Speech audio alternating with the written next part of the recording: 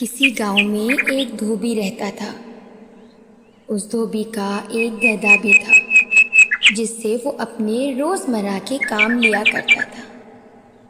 धोबी अपने गधे को बहुत प्यार करता था, लेकिन उसे खुराक देने में बहुत कंजूसी करता था। बेचारा गधा इतना कमज़ोर हो गया कि घर लौटते वक्त बीच जंगल में बोझ की वजह से लड़खड़ा के गिर पड़ा। धोबी को अपने इस गधे पर बहुत तरस आया और सोचने लगा कि काश मैं इसे अच्छी खुराक दे पाता। धोबी ज़रा आगे बढ़ा तो इसे एक मरा हुआ शेर मिला।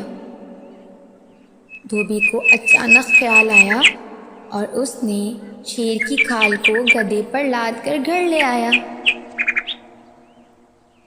शेर की खाल को धोबी ने अपने गधे को पहना दी और उसका भेष बदल दिया। अब धोबी ने अपने गधे को खेतों में छोड़ दिया। किसानों ने शेर को देखा तो खौफ से भाग गए और गधा बेखौफी से चरता रहा। सुबह हुई, धोबी उस गधे को घर ले आया। कई दिन तक ये सिलसिला चलता रहा। गधा अब मोटा हो गया था। वहाँ किसान फसलों के नुकसान को देखकर परेशान थे।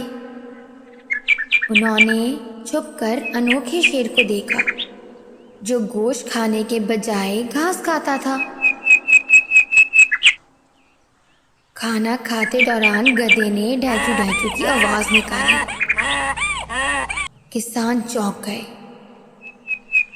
अच्छा, तो हम बेवकूफ़ बन रहे थे।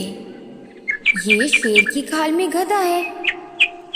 तमाम किसानों ने मिलकर गधे को पकड़कर बहुत मारा और इसका काम तमाम कर दिया।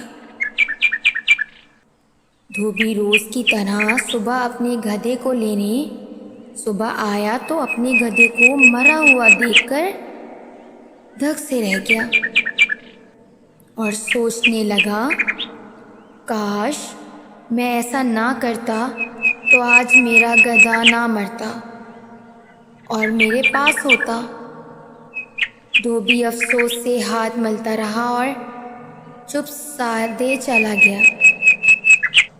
और कर भी क्या सकता था? अगर वो किसानों से कुछ कहता तो किसान गधे की तरह इस धोबी को भी बहुत मारते।